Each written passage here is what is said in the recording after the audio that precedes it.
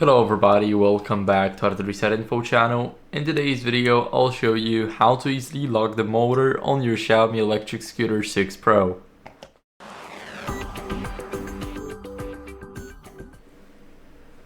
So first, what you guys want to do is go over and open up the XIAOMI Home app. Now here we will have our XIAOMI Electric Scooter, and what are we gonna do is we're gonna lock the motor, so we need to press on the first button. Now we want to click OK, and basically after a full day, so 24 hours of it being locked, it will turn off.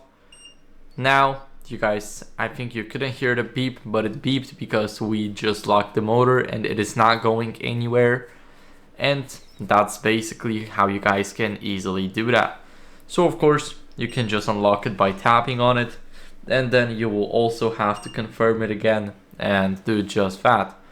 So that's it for the video. I hope it was helpful. If it was, then leave a like, subscription, and a comment, and I'll see you in the next one. Bye.